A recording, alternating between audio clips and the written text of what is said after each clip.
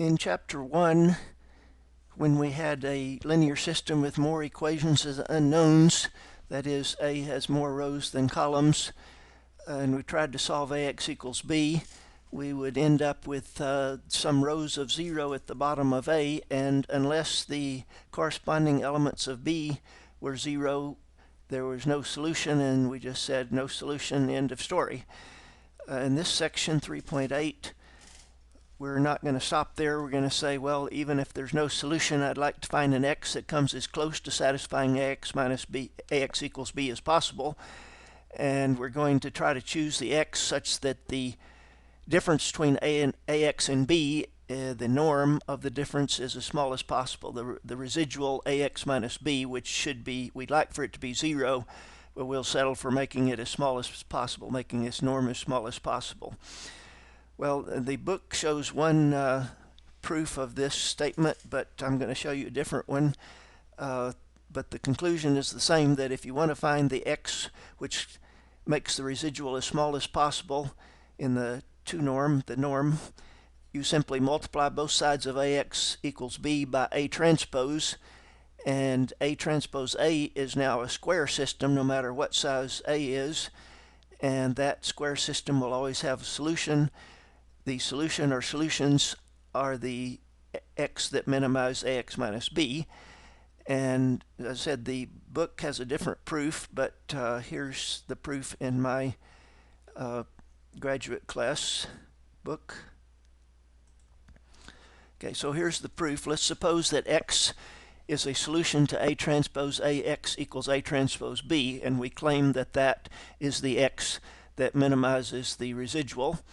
So to prove that, let's add any arbitrary vector e to x and show that that makes the residual bigger. In other words, let's try to show that a times x plus e minus b, the norm, is greater than ax minus b. In other words, if you add any arbitrary vector e to x, you get a larger residual, and that proves that x was the one that minimized it.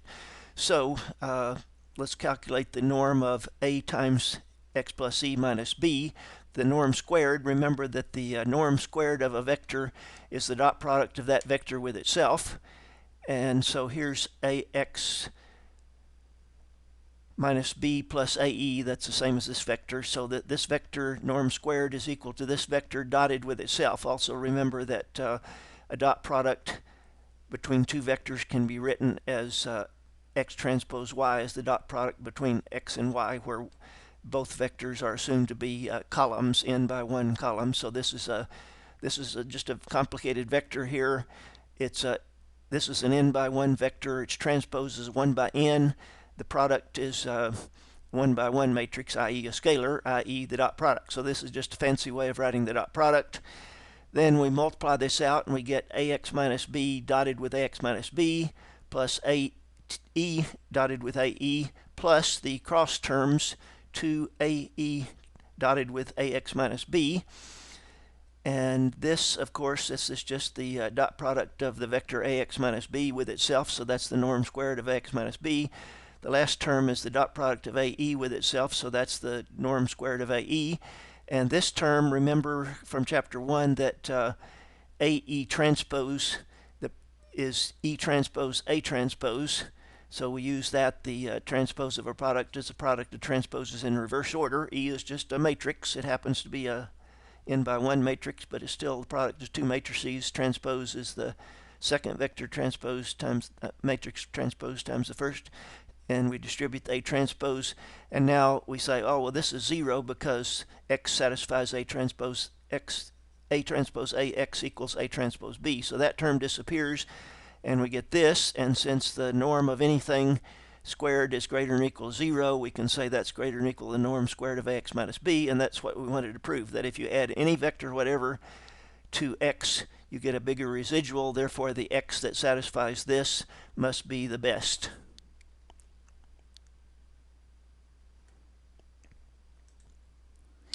So in summary, if you want AX to be as close to B as possible, you take the equation ax equals b that you'd like to satisfy and multiply both sides by A transpose. You get A transpose ax equals A transpose b. That will be a square system. It will always have a solution, possibly more than one. The solution or solutions will be the minimal residual solution. So here are a couple of examples from your textbook.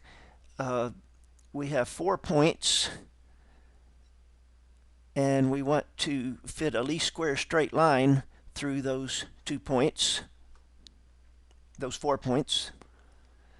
In other words, we're trying to find a line y equals mt plus c, which comes as close as possible to passing through those 4 points. And so we say, well, we would like plug in t equals to 1, and that's supposed to be equal to y equals 1. Plug in t equals to 4, and y is supposed to be 2. Plug in t equals 8, y is supposed to be 4. So you get 4 equations. They doesn't have any solution, but you don't stop. You say, well, let's find the best solution we can. And so we write the equation x equals b, where a is this matrix here. Notice the coefficient of c is 1, and the coefficient of m is t. So the solution is vector mc, and the right-hand side are the values of y, 1, 2, 4, 5. Then we simply multiply both sides by A transpose. We get a square system, solve that, and that's m and that's c. And I'm going to do this with MATLAB. You can do it by hand since it's only a 2x2 system, but let's do it with MATLAB. Okay, so we'll run the book example 2.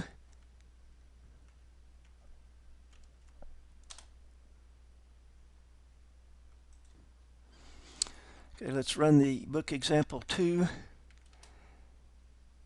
And there's our matrix. Those are the x values. That's the coefficient of m. There are the 1s. That's the coefficient of c. And there's the b vector. That's the y's. And we solve A transpose A, x equals A transpose b, and get this solution. That's m and that's c.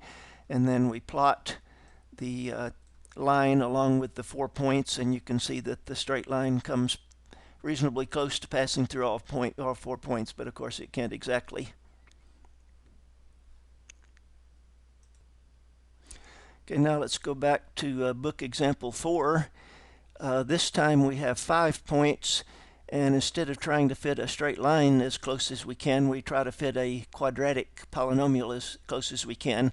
That is, we try to find coefficients such that a0 plus a1t plus a2t square comes as close as possible to passing through those 5 points. In other words, when x is, or t is minus 2, it's a0 minus 2a1 plus minus 2 square, a2 equals 12, and so forth.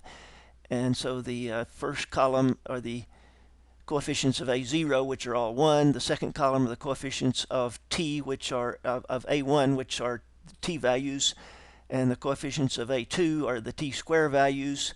The right-hand side are the y values. The solution are the 3 coefficients of the quadratic polynomial.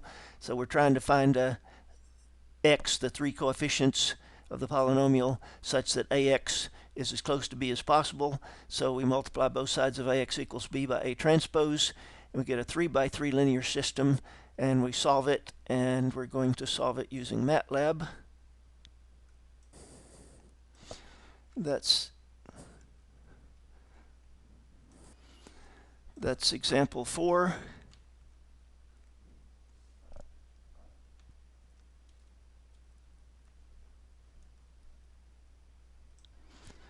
That's example 4.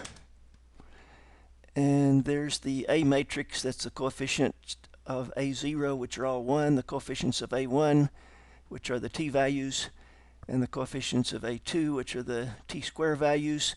There's the y values, and there are the coefficients. That's the a0 plus a1t plus a2t square. And there is the graph of the quadratic polynomial along with the 5 points, and it comes fairly close to passing through all of them. The homework problems in this section are pretty straightforward. Here's a system of equations, 3 equations, 2 unknowns that has no solution, so you multiply both sides by A transpose and solve that 2 by 2 system. Here's a 4 by 3 system, and then we have a couple of linear fits. You try to fit mt plus c through those 4 points and these 4 points, and then you try to fit a quadratic through these 4 points. But you need to do it by hand. In this case, you'll have to solve a 3 by 3 system. Here, a 2 by 2, because there are 2 unknowns here and 3 unknowns there.